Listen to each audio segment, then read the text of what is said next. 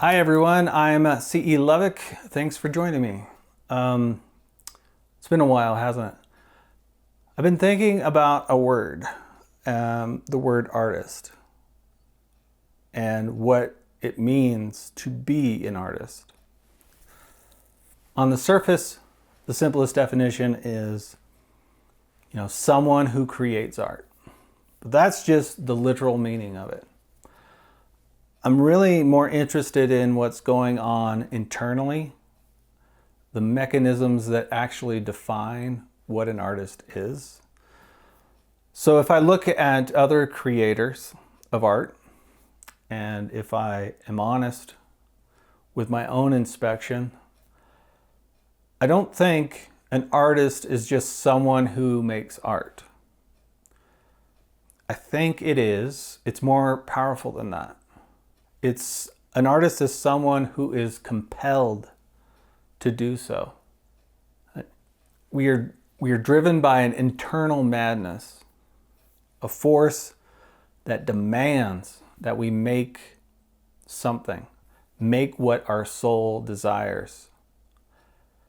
And that can be so many things. To write a song, paint a picture, to write a book.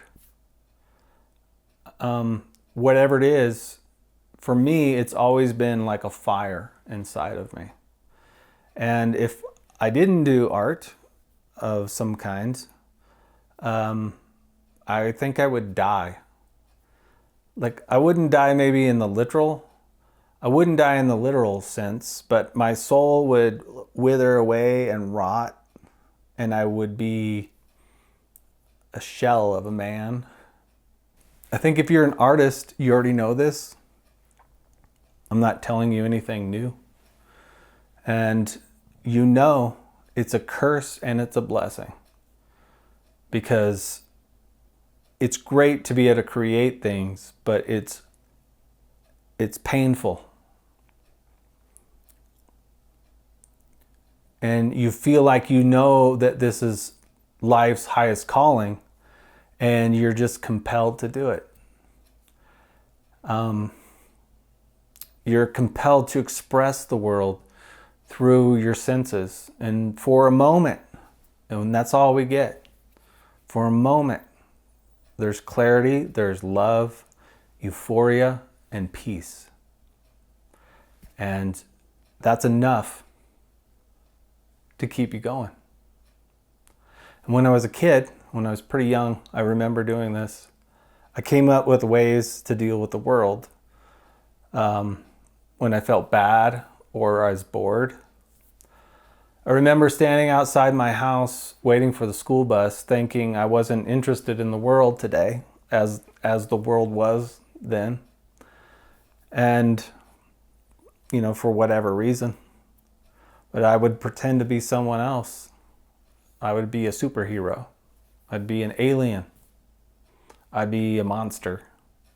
I'd be a superhero from another planet, like Superman. And I'd tell my friends I wasn't a human. And I wanted them to believe me, So I would make up stories.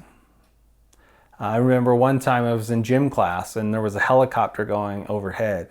And it's made this really loud sound. And I told my friends, the ship's here to come get me. And I could just lose myself in that world. I had no hesitation, no shame in it. And I could pretend all day. And sometimes I could keep it up for maybe like a week or so. And then I'd move on to something else, because when you're a kid, you get bored with things pretty quickly. But even as I got older, I would still daydream. I could get lost in worlds, and it was important that I did that because that's where I could come up with ideas. I could come up with stories. I can plot my next step in making art. At some point, I heard someone saying that daydreaming was bad. And I've never seen it that way. Sure, it's, neglecting your responsibilities is a bad thing. Like pick up the kids, take out the garbage, bathe your body. Sure, those are important things to do. But to me, daydreaming is the thing that makes the stories, the ideas. This is where you get it. And the adult world desperately wants to dull that power. It wants to take it from us. And as an artist, I can say that, because this is the essence of life. This is why you're alive. There's no other reason. Is to express life. And you need to rebel against this idea that daydreaming is bad. And find ways to ignite that fire if it's extinguished, or find ways to keep that fire burning. So you have to identify your muses. What are the things that truly inspire you? Because once you know what your muses are, you can turn on the fire. You can keep the fire burning. For me, like, time and place matter a lot. The time of day has a huge influence on how I think and dream. If I want to enter a certain creative mode, just being in the right place will unlock ideas. It'll make me feel a certain way, and I sit there in it. I stew in it. And for me, it's the edge of day and night. It's that in-between moment, usually sunrise, sunset. That's where the magic happens. That's where you want to be, for me, a lot of times. The golden hour. I love it when the light hits the room in a certain way. Places matter too. For some reason, I'm deeply inspired by thoughts of my old hometown. Now, I said thoughts. The town is real, but the version in my mind no longer exists. You know, the town is fine, but it's not the same town I remember.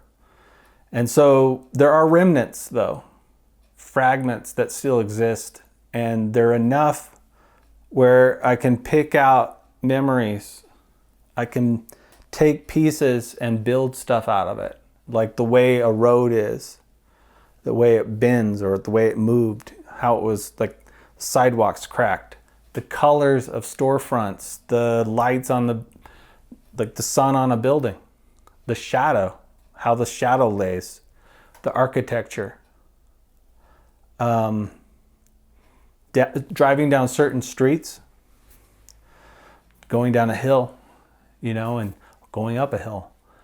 All these have memories, and they don't always come out, but sometimes they come out like you had forgotten it for years, and then it comes out. Songs do this too. They unlock some kind of memory tied to an idea, tied to a story. These are just the things that work for me. And I'd love to know what works for you, or if any of this resonates with you and your own experiences, because I think as an artist, I think there is a lot in common there. And before I go, I want to share some things that inspire me. So about a year ago, David Lynch passed away, unfortunately. He was one of my favorite artists. And he directed films like Blue Velvet and Mulholland Drive. And he co-created Twin Peaks. I highly recommend anything David Lynch touched creatively. So if you're curious, just Google David Lynch and go down that rabbit hole. I'd like to recite some quotes from him. Get your artistic juices flowing. It makes me uncomfortable to talk about meanings and things. It's better not to know so much about what things mean. Because the meaning, it's a very personal thing.